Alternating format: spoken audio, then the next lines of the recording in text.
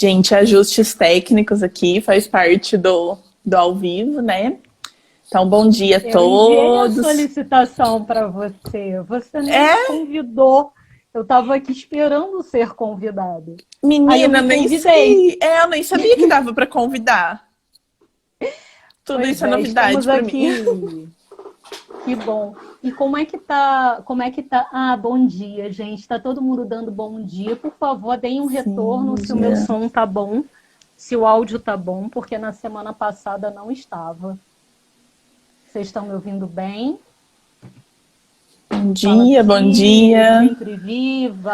Alguém tá fazendo inveja pra gente, falando que no Ceará tá um solzinho bom e eu aqui passando frio, clima de chuva. Beleza, acho que tá tudo ok.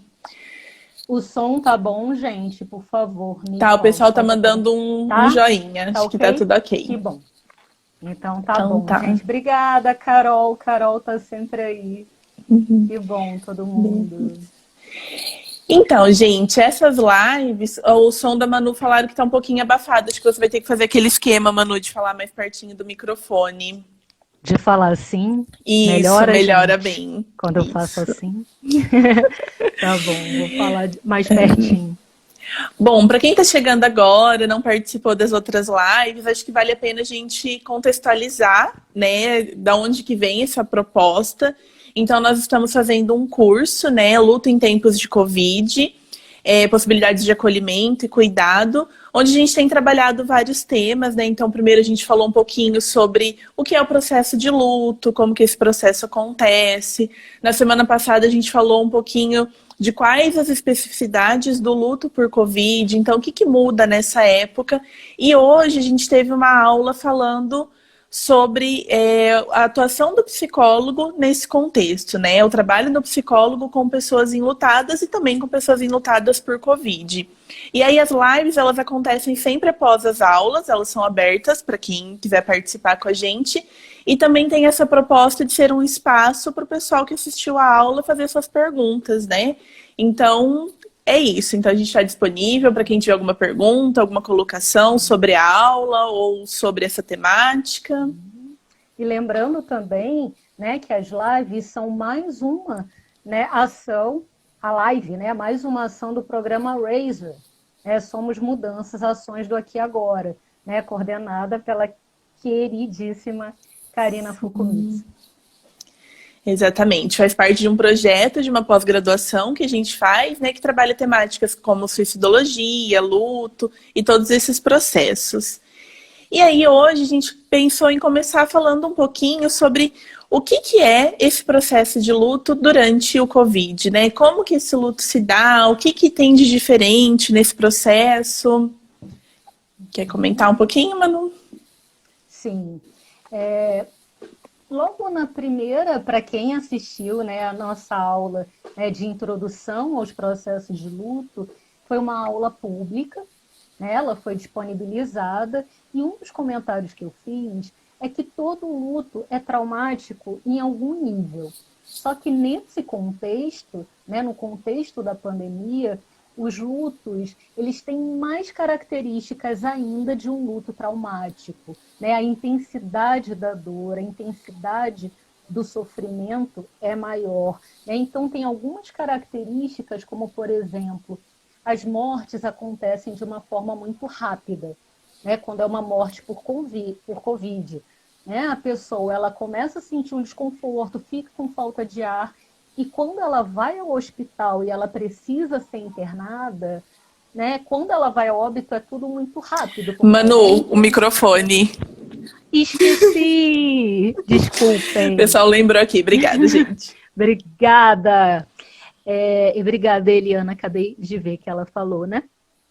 Então, a pessoa ela é internada, é tudo muito rápido, aí logo em seguida ela precisa ir para a UTI, é entubada, ela vai a óbito. Em todo esse processo, e é tudo muito rápido, não é possível acompanhar essa pessoa. Né? Não é possível fazer visita, não é possível cuidar dessa pessoa. Então, tudo isso, né, faz parte de um processo de um luto traumático. A surpresa, né, desse adoecimento dessa pessoa e muito rapidamente né, ela ir a óbito, né, a incerteza desse momento de não poder, a gente não sabe o que acontece, né, quando uma pessoa ela testa positivo para a Covid, a gente nunca sabe se essa pessoa ela vai ser internada, se esse processo vai se complicar e se ela vai a óbito. A sensação é muito grande de impotência que essa pessoa tem de não poder estar perto da pessoa, né, querida, de não poder ajudar. Também uma coisa que acontece muito é em relação à preocupação, né, quando essa pessoa vai a óbito, com o luto das outras pessoas. Né? Então, a pessoa ela dá conta do próprio processo de luto e, de repente, por exemplo, se ela perde um irmão, né, e a mãe está em isolamento, né, está em outra casa, essa pessoa ela sofre pelo luto, né, pela perda do irmão e também por não conseguir ajudar a mãe. Você quer falar mais um pouquinho? Senão eu vou ficar falando aqui pro resto da vida.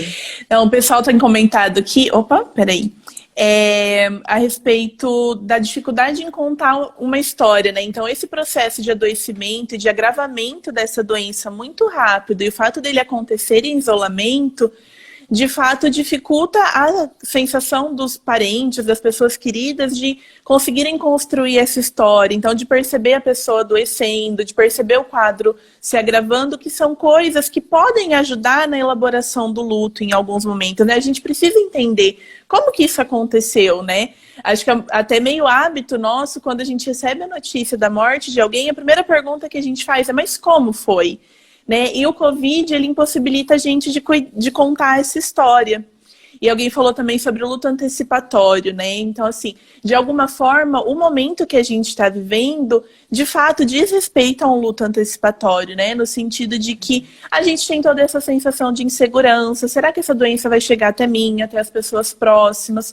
Como que vai ser? Quais as reações? Então, de certa forma, a gente já está vivenciando um luto antecipatório, o que faz com que a gente fique muito fragilizado, né? Então, a gente já está fragilizado pelo medo da doença, pela insegurança, pelo isolamento social, que traz várias fragilidades, pela situação econômica mesmo, né? Que a gente fica sem saber como que vai ser.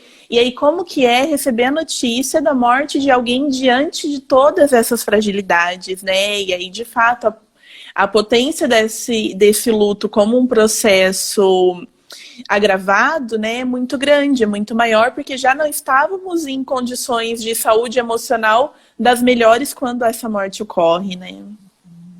Em relação ao luto antecipatório, na verdade, né, existem duas percepções sobre o luto antecipatório. Essa, né, de estamos todos no mesmo barco, né, todos estamos, né, expostos, qualquer um de nós pode vir a adoecer. Então, sim, existe esse olhar.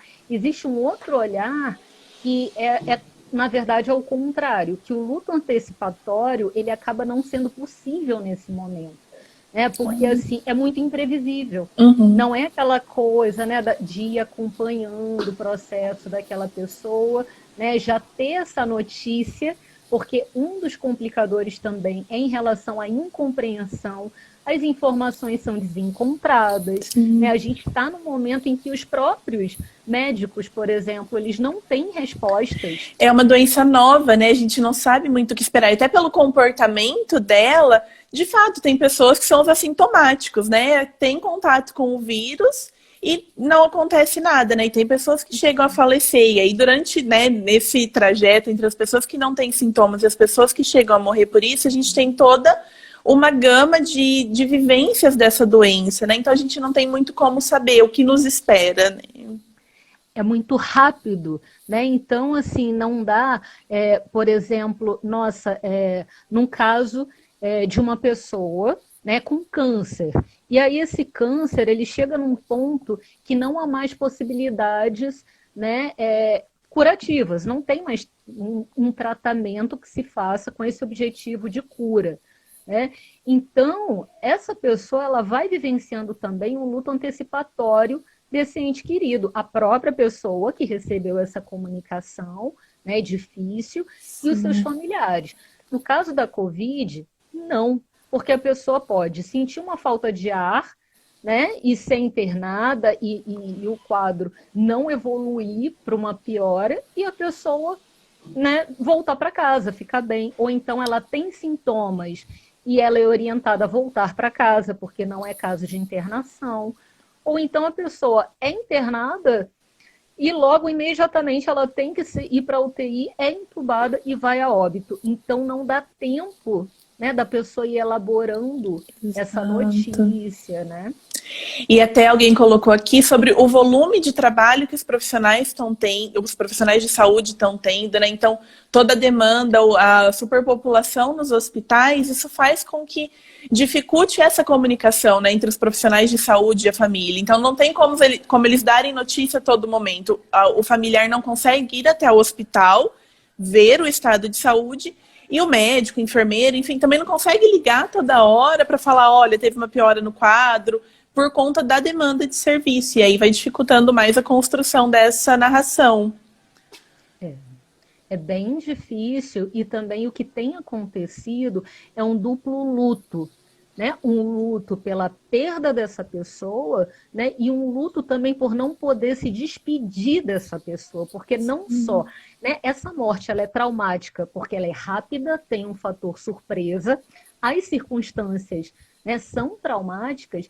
E, além de tudo, essa pessoa ela não tem a possibilidade, por exemplo, de ter acesso ao corpo, né, de poder se despedir, de fazer os rituais que são esperados nesse momento, né, e de também não ter a presença física das outras pessoas, né, que são a sua rede de apoio. Então, isso seria um Exatamente. duplo É. luto, né? Os rituais, eles têm essa importância, né, de assimilação do que aconteceu, de compreensão, de ajudar no processo de aceitação, aquela coisa que a gente ouve falar por aí, né, a minha ficha só caiu quando eu fui pro velório, né, quando eu vi a pessoa no caixão. A gente perde essa possibilidade e perde esse recurso tão importante que é o contato, né. E alguém comentou aqui, gente, eu não tô conseguindo ler o nome de todo mundo, tá? Mas tô lendo as perguntas. Alguém comentou, assim, sobre o processo de isolamento, muitas vezes, ser necessário, né? Assim, algumas pessoas lidam com o luto em isolamento. E foi uma coisa que a gente falou bastante na aula hoje, né? Cada pessoa tem um jeito de lidar com o luto, né? E, de fato, algumas pessoas preferem ficar mais na delas, ter um momento de isolamento. Isso pode ser importante, mas ao mesmo tempo, a gente aqui, o objetivo é falar da nossa atuação como profissional, né? A gente precisa também olhar e compreender que o luto compartilhado, ele acaba sendo um pouquinho mais fácil de lidar, né? Quando a gente sabe que tem alguém ali com a gente, que tem alguém nos dando apoio, nos dando suporte, o quanto esse suporte é importante, né? E o quanto o isolamento, muitas vezes, pode ser também um fator de risco para o luto complicado, né? Então, a gente precisa ter esse feeling, sempre respeitando o espaço, o tempo da pessoa, qual a necessidade dela, mas também estando atentas, né? Se esse isolamento não perdura muito, se não está dificultando a elaboração desse processo. E aí tem mais um agravante do Covid, né? Que é o luto em isolamento, né? Nós estamos num distanciamento social, num isolamento, e a gente pode até falar um pouquinho, né, sobre esses termos e essas possibilidades, né, Manu? Mas, de qualquer forma, já é uma fase de mundo mais solitária, né? E aí, como que é vivenciar esse processo nessa fase que está cada um na sua casa? A gente está vivendo um momento que é muito complexo, né? Porque, por um lado, existe o luto coletivo, né? Como eu disse, estamos todos no mesmo barco, todos estamos sendo afetados em algum nível, né? Ou diretamente, porque ou estamos adoecidos, ou alguém querido está adoecido, ou nós perdemos alguém querido, né? Ou então temos o medo, né? Não existe ainda, né? Vou tirar o ainda. Não existe a contaminação, mas existe o risco de contaminação. Ou então existem pessoas que, por exemplo, não foram afetadas, não perderam seus empregos, mas estão, né, compartilhando a vida nessa sociedade. Então, em algum nível, todos nós estamos sendo afetados. Então, o nosso luto é um luto coletivo. Quando a gente liga a televisão, né, e nós vemos as notícias, nós estamos compartilhando desse luto em algum nível, né? Tanto em relação, por exemplo, ao estresse pós-traumático, né, que tem sido uma das consequências também para os países que já passaram por esse momento, por exemplo, que a gente está passando agora, né, uma das consequências é o desenvolvimento do estresse pós-traumático. E o que os estudos falam? Que não só as pessoas que foram expostas diretamente, né, a perdas, por exemplo, desenvolveram, como pessoas desenvolveram também indiretamente. Né? Só o fato de assistir às cenas na TV, por exemplo, daquelas valas abertas, né, daqueles enterros coletivos, isso já é um fator, né, que também acaba, né, propiciando um trauma. Né? Então, como eu falei, existe o luto coletivo, mas existe um outro lado que é do isolamento. E é importante também a gente diferenciar, né, uma coisa é isolamento, outra coisa é distanciamento. Né? Eu vi uma fala da Ana Cláudia Arantes, né, que é maravilhosa também, que ela falou, gente, quem está em isolamento social não faz live. Né? Eu estou aqui em distanciamento social, a Thaís também. Quem está em isolamento está internado, não tem acesso à internet, não tem acesso a celular, a tablet, a TV, a nada. Né? Então, é importante que a gente diferencie também, né? Porque nós podemos utilizar recursos. Não estamos, né, próximos fisicamente, mas nós temos outros recursos.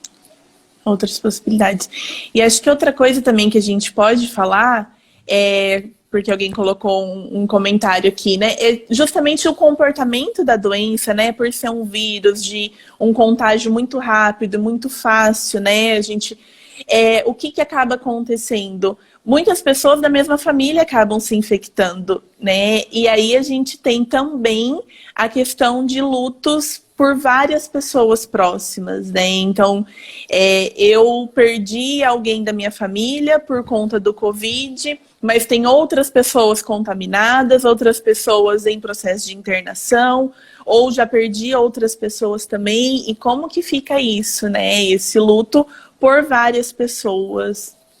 E esse luto que muitas vezes, né, e aí eu tô infectada, então tenho que estar no isolamento social e não no distanciamento, né? Exato. Tenho que, de fato, estar no isolamento, lidando com toda essa carga emocional. Como que fica isso?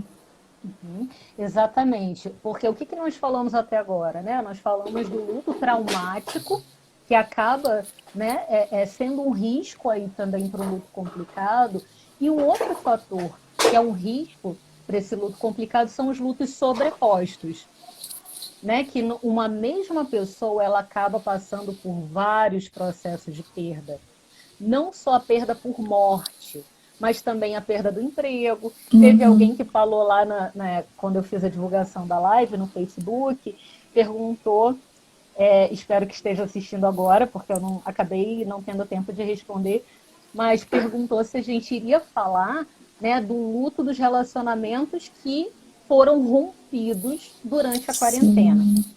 Né? Então, assim, é outro luto, sim, é uma outra perda. Né? Esse desgaste do convívio 24 horas, né, de pais e filhos, porque não tem mais a sua rede de apoio.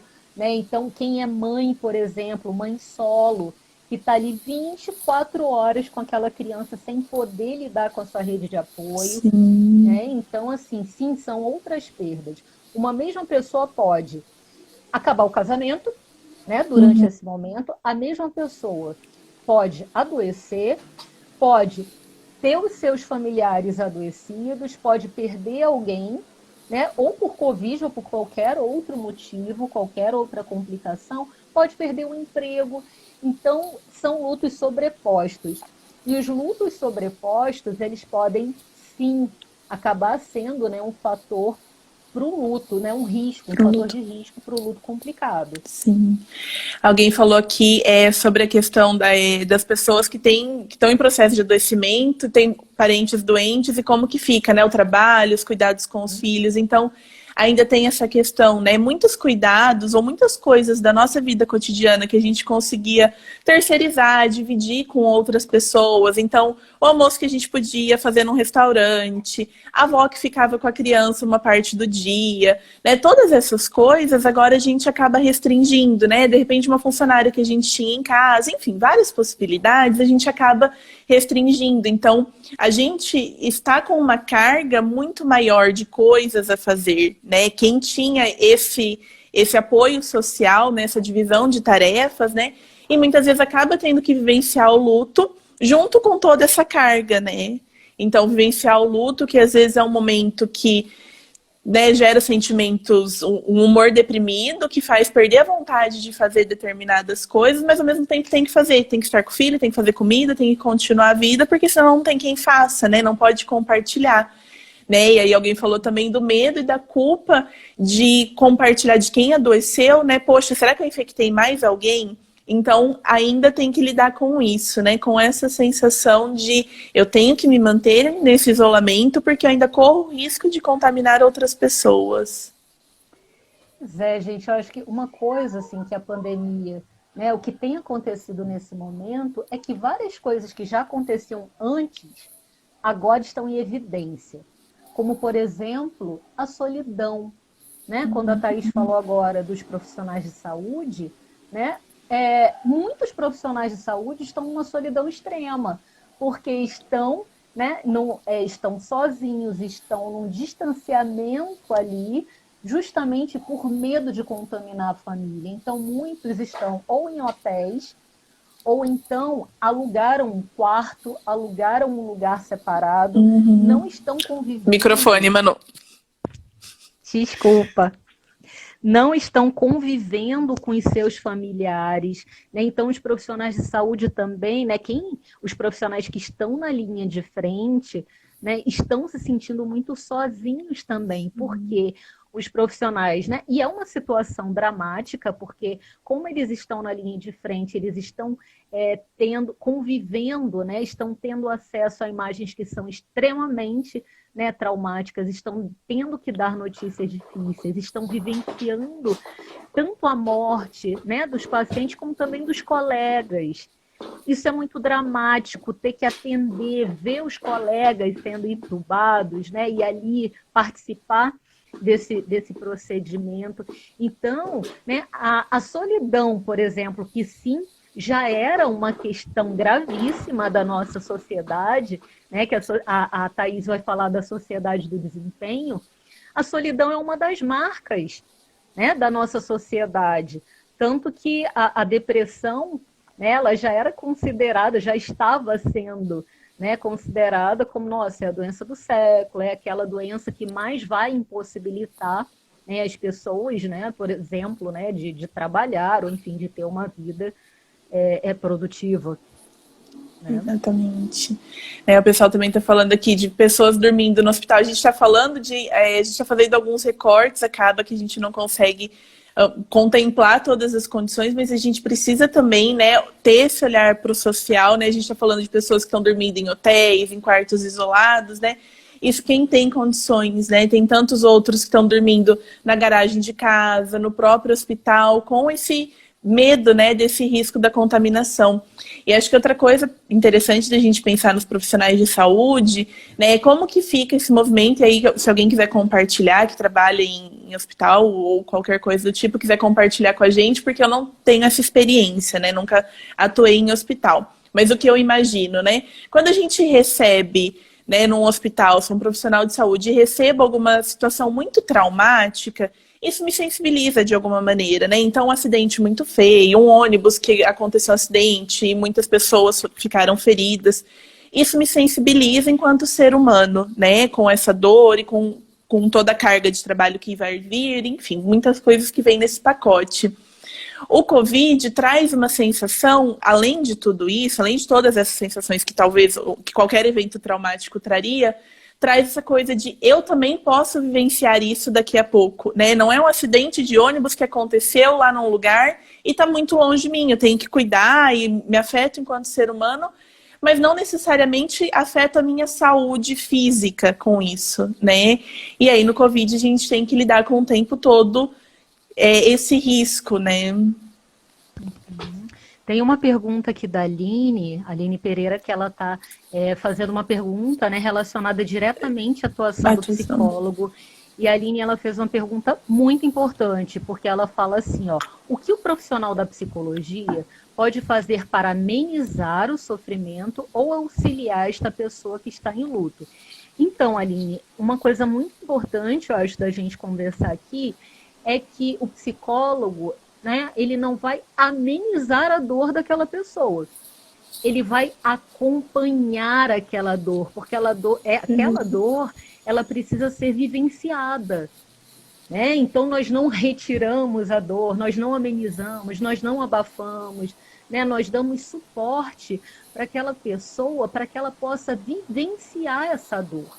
Né? Porque não é possível a elaboração de um luto, né? Se a gente for pensar, por exemplo, né? Quando Freud vai falar, né, sobre luto e melancolia, é um trabalho de luto. Né? A pessoa não fica passiva, né? Ela precisa sentir para elaborar, né? Ela precisa vivenciar essa dor. Né? Então, assim, é muito importante também, né? Acho que em algum momento a gente vai falar sobre isso.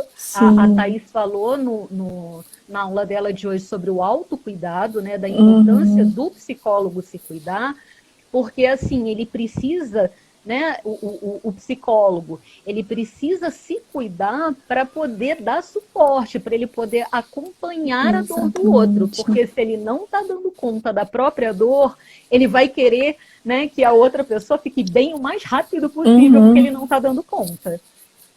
Né? E assim, acho que esse é o grande diferencial do espaço terapêutico para outros espaços, né? É claro que existem pessoas muito acolhedoras por aí, né? Mas de modo geral, o que a gente costuma ouvir em situações de luto, de morte, né? A pessoa foi para uma melhor, Deus queria ela, né? Ela tá melhor agora, você tem que ficar bem, você tem que ser forte, ele tá bem, você tem que ficar bem também. Vai fazer alguma coisa da sua vida, vai viajar, vai ter novas experiências, você precisa seguir em frente. Enfim, um monte de coisas que dizem, né, o que a pessoa deve fazer, como ela deve se sentir, não chore, não faça isso. Várias frases que impossibilitam a vivência do sofrimento, né? E seja lá qual for o sentimento que está presente no momento, né? E aí a metáfora que a gente trouxe na aula, né, da questão do guarda-chuva.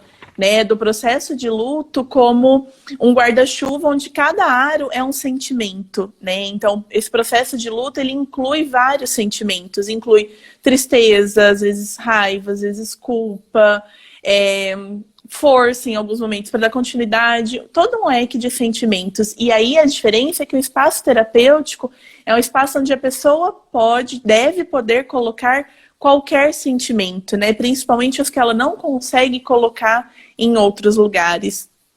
E aí eu acho que essa também em todo o processo de luto, né? A atuação do psicólogo é muito importante, mas eu penso que nesse momento do Covid acaba se tornando um espaço mais importante ainda no sentido de que, por conta do distanciamento social, que outros espaços a gente tem. A gente vai falar um pouquinho de possibilidades de construir desses espaços, né? Mas, assim, o espaço terapêutico acaba ganhando uma proporção muito maior, já que, por exemplo, a gente não tem mais o espaço do velório, do enterro, da missa de sétimo dia presencial ou qualquer ritual, né, de alguma outra religião. A gente não tem mais esses espaços, então o espaço terapêutico acaba ganhando uma proporção maior nisso. E eu só queria complementar, assim, que a gente precisa ter muito cuidado, né, nós, enquanto psicólogos, né, com a síndrome do salvador. Eu quero salvar o outro, eu quero resgatar essa pessoa. O psicólogo, ele não salva ninguém, gente. A Karina, ela fala uma coisa Karina Fukumitsu fala uma coisa bem interessante. Ela faz uma analogia, né, com os guarda-vidas. Né? Eles nem os próprios salva-vidas, eles não são mais salva-vidas, né? Há uma mudança nessa nomenclatura, porque esses profissionais, eles guardam a vida do outro. Da mesma forma os psicólogos, né?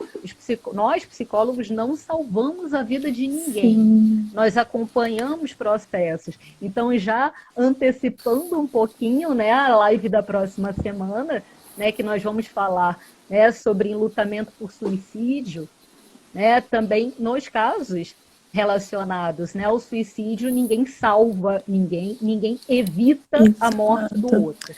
Né? A gente pode trabalhar na prevenção. A Cíntia colocou aqui, né, do papel do psicólogo, como dar suporte para a pessoa tentar elaborar o luto e se reconstruir. Ressignificar a dor, mas experienciar e vivê-la também é importante, né?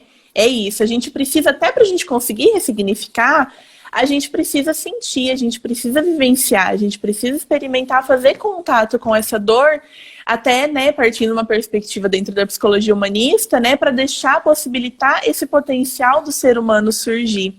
E aí você falou, né, sobre a nossa síndrome de salva-vidas, de Salvador.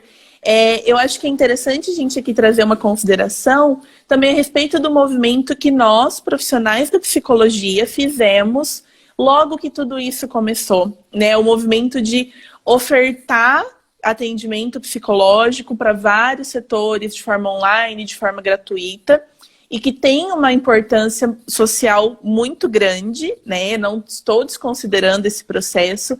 Só que o que me causou estranhamento foi a velocidade que isso aconteceu. As coisas mal começaram e os profissionais da psicologia já se ofereceram, quase que antes da demanda surgir. Né? Então, isso está a serviço de quem? Quando eu ofereço um serviço antes das pessoas me procurarem por esse serviço, né? A demanda é de quem? É da pessoa ou é minha? Né? Acho que é uma coisa que a gente precisa tomar cuidado, até porque a gente mal teve tempo para fazer contato com o que a gente estava sentindo. Né? E aí a gente volta na questão do autocuidado do profissional da psicologia. Tudo isso que a gente está falando, do medo dos profissionais de saúde, do risco, da ansiedade, da fragilidade que a situação da pandemia nos traz, a gente também está vivenciando tudo isso, né? E aí, como que fica, né? Então, assim, será que eu tô inteira para dar esse cuidado para o outro, né? Para me ofertar para o outro? Que entra no que você falou também, acho que você pode comentar um pouquinho da iatrogenia, né? Então, como que é, né? Esse cuidado, é um cuidado que precisa propiciar um bem para o outro, né? Se você quiser comentar um pouquinho. Quero sim, já vou... lembrei.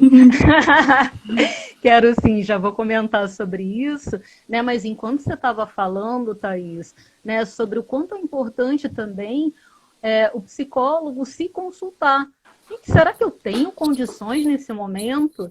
Né? E eu lembrei, quando a Karina anunciou no nosso grupo, né, no nosso grupo da pós, que ela teve um sonho, e nesse sonho, né, ela teve essa ideia de fazer o projeto, né, o programa Somos Mudanças, Ações do Aqui e Agora. Eu pensei que eu queria muito contribuir. E eu já estava com essa ideia assim, de oferecer, porque eu fiquei pensando, gente, de que forma eu posso servir? Desde que tudo isso começou, né, o que eu ficava ruminando era como eu posso contribuir, como eu posso contribuir. E aí, quando ela falou do programa, eu pensei, quero. Mas a questão foi, posso? Dou conta? Eu dou conta? E eu não respondi, porque eu precisava de tempo. Né? Eu precisei de pelo menos um dia poder... né, refletir, poder meditar se eu iria dar conta de oferecer alguma coisa, né? Porque como é que eu vou doar o que eu não tenho? Né? Eu preciso estar minimamente, né, com condições de poder oferecer alguma coisa. Né? E aí depois eu pensei, bom, né, eu acho que sim, eu acho que eu vou ter condições e é uma coisa que vai me ajudar a dar sentido à minha vida nesse momento. Porque, gente, foi um desmoronamento. Né? Assim, da noite para o dia, todos os eventos foram cancelados, todos os meus cursos foram cancelados. Né? E assim, tipo, caramba, o que eu vou fazer agora? A gente teve que se reinventar, né, no ser professor online, como que é isso. Então, todo esse aprendizado que a gente teve que ter com lidar com tecnologia, quem estava aqui no comecinho viu que ainda apanha um tanto de tecnologia, né? Então, a gente passar por todo esse processo, e aí tudo isso que a gente está falando sobre, né, esses cuidados, né? O quanto a gente precisa se cuidar para estar disponível para o outro, né? Esse cuidado que a gente precisa ter com o outro, então a gente está falando como que a gente pode acompanhar a dor do nosso cliente, a dor da pessoa que está enlutada, e como que eu posso acompanhar a minha dor, né? Na aula a gente falou bastante, assim, sobre uma postura de respeito, de cuidado, de zelo com o sentimento do outro. Eu também preciso ter essa postura em relação aos meus sentimentos, né? Eu sou um profissional da saúde que posso estar em sofrimento por conta disso, que também estou fragilizado, então preciso me cuidar também antes de me oferecer para o outro. Só conseguimos dar ao outro aquilo que temos, alguém colocou aqui. É exatamente isso. Isso, é isso. Né? E é muito importante a questão do limite. Qual é o nosso limite? Karina chegou aqui, gente, na nossa live. Eba! Que bom! Que bom, bem-vinda, Karina. Então, assim, o quanto que é importante também a gente saber qual é o nosso limite, porque, assim, a primeira coisa que eu fiz, por exemplo, foi definir o número de atendimentos sociais. Uhum. Gente, não dá. Chegou num ponto que não consigo mais. Né? Até porque, assim, o que eu vou fazer pelo outro, né? Se eu não estou bem, então, assim, dá para encaixar mais um. Eu sei lá, atendi tantas pessoas no dia, eu posso colocar mais um no final do dia. Posso, mas qual vai ser a qualidade da minha escuta nesse momento, né? E aí, se eu não tiver uma escuta ou, né, se eu não estiver bem para prestar esse acolhimento para aquela pessoa, eu posso até causar um dano maior nela, né? Porque é o espaço que ela foi buscando o acolhimento, de repente o psicólogo não está em condição de ofertar isso, né? Então aqui a gente não está fazendo uma crítica a esses atendimentos, que inclusive eles são super importantes e é uma responsabilidade, está no nosso código de ética, mas acho que não precisaria nem estar, né? É uma responsabilidade social nossa, eu acho que a gente precisa fazer isso, mas a gente precisa fazer contato com a gente primeiro, né? Até porque a gente não sabe que proporções isso vai ter ainda, a gente está conseguindo perceber um pouco do caminho que, né, que esse vírus está fazendo no Brasil e como que a gente está se afetando, mas a gente ainda não tem noção. Por exemplo, acho que tem uma diferença, né, entre a minha realidade e a realidade da Manu, né, por conta dela estar no Rio, eu estar em Londrina. Aqui em Londrina as coisas estão ok ainda, né? Tá numa condição razoável. Então é muito tranquilo oferecer várias coisas nesse momento. Mas e quando isso começa a se aproximar? E se alguém da minha família adoece, né? Eu vou ter condição ainda de continuar prestando todo esse serviço? E tudo isso precisa ser pensado antes, né?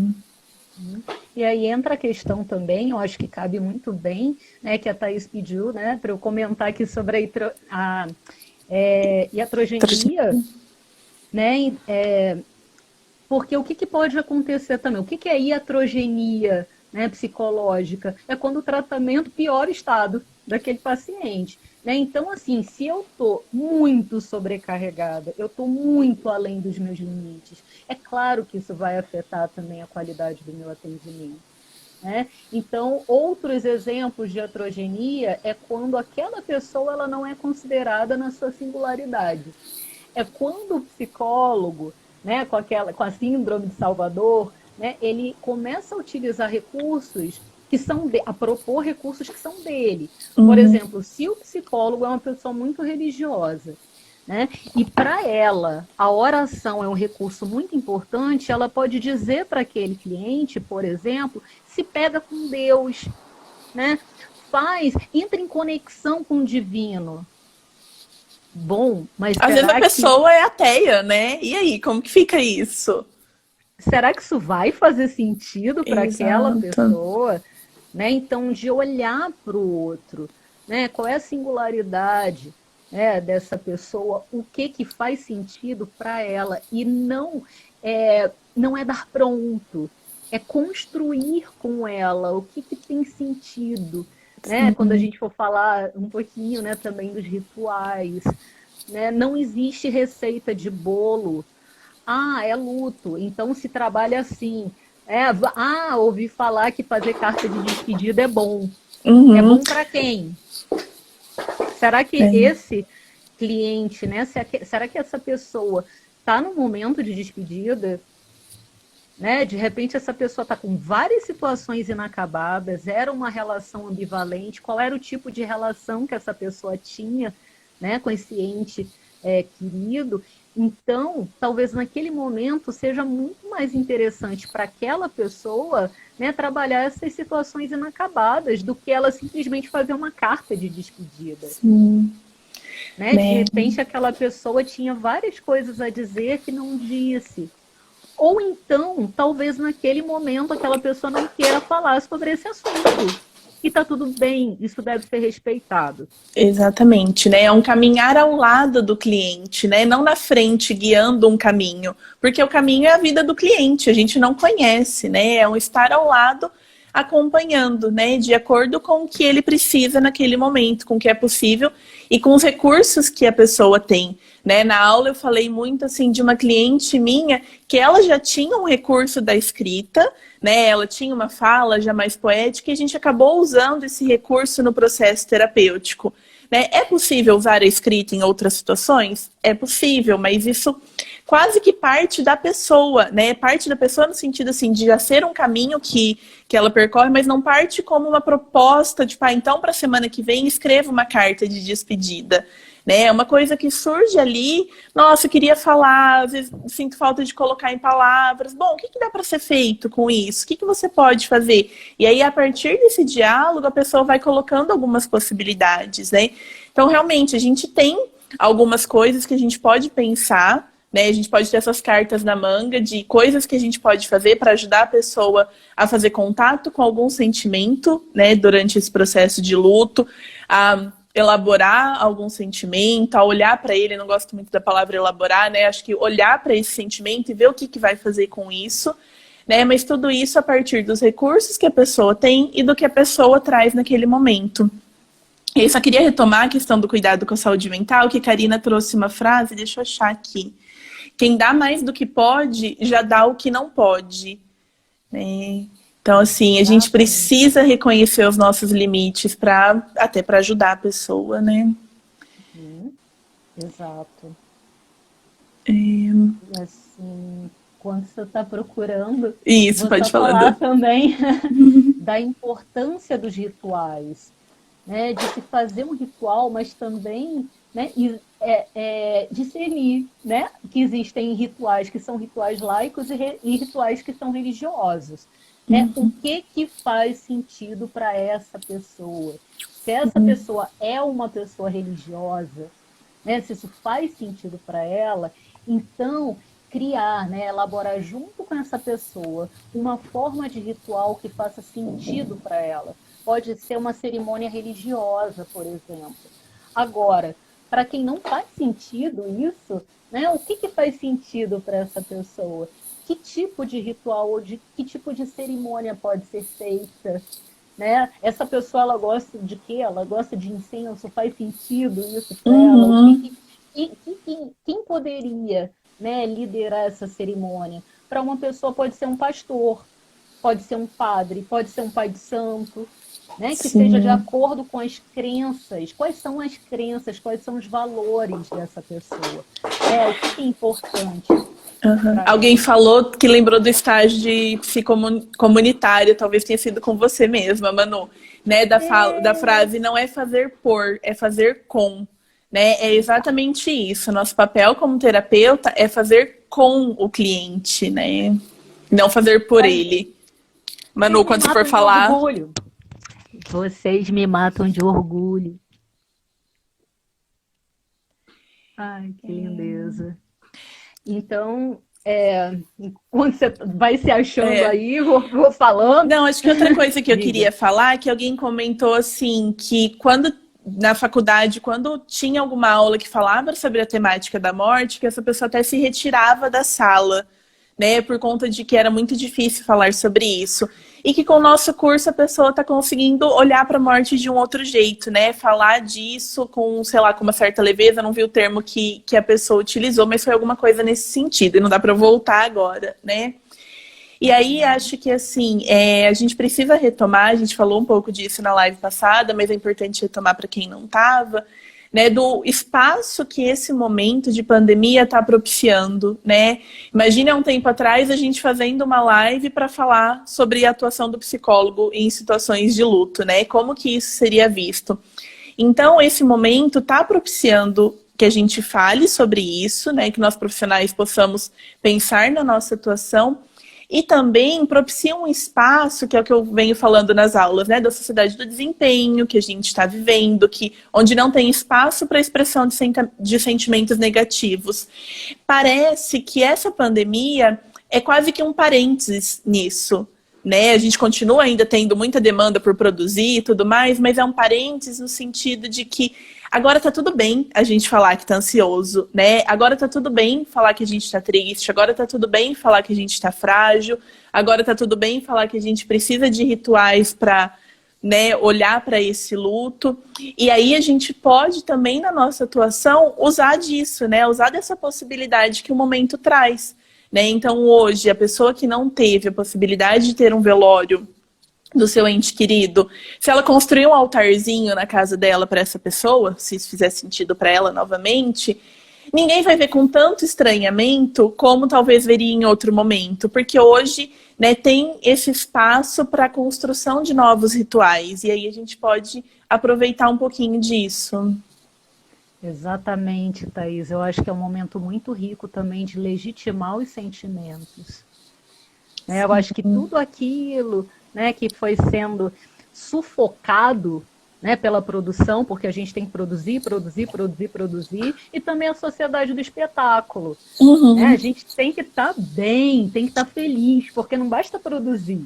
A gente tem que produzir e estar feliz, e tem que viajar, e tem que ter 1 milhão de amigos, e tem que ter um mozão do lado, e tem que ser bem sucedido. Gente, só que não. Ninguém é feliz 24 horas por dia. Né? Então, assim, o que tem acontecido agora é, caramba, hoje não tá dando. Tô triste, não tô conseguindo. Hoje eu não... uma coisa que eu tenho ouvido muito essa semana eu não consegui levantar da cama. Eu não sei se há tempos atrás, né, se a pessoa ela compartilharia isso e de uma maneira assim tão, né, desprendida, do tipo, olha, não tá dando. Não tá dando. O Instagram, por exemplo, que sempre foi um espaço de mostrar as coisas boas da vida e as viagens e os passeios, bom, agora tá todo mundo em casa, né? Os restaurantes, as comidas boas, o estar com amigos, agora tá todo mundo em casa e eu percebo que as pessoas estão falando sobre isso, né, nas suas redes sociais. Olha, né, mais um dia que foi difícil, mais um dia que eu não tirei o pijama. É esse espaço que está surgindo para cuidar da saúde mental. E aí, falando na nossa atuação como psicólogos, né, que movimento que eu percebi aqui, aí o pessoal pode compartilhar se sentir o mesmo movimento. Num primeiro momento, muitos clientes meus tiveram que interromper o processo terapêutico por conta das questões financeiras, né? Então, acabou diminuindo muito o número de clientes. Logo que deu mais ou menos um mês de isolamento aqui na minha cidade, essa procura voltou a acontecer, né? Então, assim, com outras demandas, de uma outra forma, claro, né? As pessoas ainda com uma dificuldade financeira, mas o quanto é um momento em que as pessoas estão procurando pelos cuidados com a saúde mental, né? E a gente, enquanto terapeuta, precisa olhar para isso também. Exato. E, mais uma vez, gente, retomando, né, a singularidade. Tem uma pergunta aqui da Kelly, que ela está falando aqui, ó. Os enlutados que já vinham em trabalho terapêutico antes do isolamento social mostraram um declínio frente a essa nova realidade? Gente, depende. Né? Tudo vai depender da experiência e da vivência dessa pessoa. Né? De repente... essa parada, se aquela pessoa ela não tinha, por exemplo, né, chance de ter um tempo para poder vivenciar o seu próprio luto, porque ela tinha que trabalhar e numa pegada muito, muito acelerada da vida, né, talvez para algumas pessoas, né, esse momento de pausa, né, de poder, caramba, eu vou poder chorar essa perda, eu vou poder chorar essa dor, eu vou poder ficar um pouco mais introspectiva, eu vou poder ficar um pouco mais comigo, né? Talvez isso seja, né, um fator, inclusive, de proteção para essa pessoa. cara, que bom! Eu vou poder ficar em casa com a minha família. Não vou ter que, Tava sei tudo lá, passar uma maquiagem na cara, fingir que tá tudo bem e trabalhar no dia seguinte como se nada tivesse acontecido. Vou poder ficar de pijama o dia inteiro, comendo brigadeiro no sofá e chorando essa perda, né? Que é tão importante. É uma pessoa que está falando de Josiane, né? De um turbilhão de emoções, né? Tem dia que se alegra com a recuperação de amigos, chora com a perda de outros. Acho que esse momento propicia todos esses sentimentos de uma maneira intensa e de uma maneira que a gente tem que fazer um contato muito direto com eles, né? Apesar de muitos estarem conseguindo manter os seus trabalhos, tudo isso está reconfigurado e aí acaba, de alguma forma, sobrando um espaço para a gente olhar para coisas que a gente não olhava antes, né? Então, o momento que a gente tinha de lazer, de fazer alguma atividade física ou de estar com amigos, de estar com familiares, a gente está com a gente mesmo, né? E aí a gente acaba se atentando a coisas que a gente nunca se atentou. Exato. E alguém comentou aqui, eu já perdi, em relação ao luto inibido e ao luto adiado. Que tem acontecido tanta coisa que a pessoa, aí já é o contrário disso que a gente está trazendo, né? Porque a pessoa ela já está vivenciando tantas perdas que ela não está conseguindo nem elaborar a primeira. Né? Quando alguém morre, por exemplo, ela já está sofrendo por tantas perdas que ela não consegue elaborar. Então, isso é uma coisa que pode acontecer também, né? Da pessoa, nesse momento, já está acontecendo tantas coisas que ela pode não dar conta, né, desse momento. Não dá, não consigo. E sim, ela mesmo em casa, ela se atolar de trabalho, né, no home office e tal, para não olhar para aquela perda. Né? E sim, de ser um luto inibido nesse momento, que vai se tornar um luto adiado, e esse luto ele pode vir, né, claro, a se complicar e ter consequências disso, né? Sim. Outra coisa que eu queria falar, mudando um pouquinho, para não deixar passar, que alguém falou lá no começo, mas não teve oportunidade, acho que a gente precisa falar antes da gente encerrar a live, né? Uma pessoa falou sobre o luto dos agentes funerários, né? Que ninguém tem falado sobre isso, né? Sobre o sofrimento desses profissionais, que as pessoas falam sobre o sofrimento dos enfermeiros, de outros profissionais, e essas pessoas, de alguma forma, também estão lidando super diretamente com isso e não estão sendo vistas, né? Estão lidando diretamente no sentido das emoções, da mudança da rotina de trabalho, do aumento, né, no volume de trabalho, né, lidando diretamente com o medo, porque os riscos que eles correm são mais ou menos os mesmos que o risco do pessoal da enfermagem corre.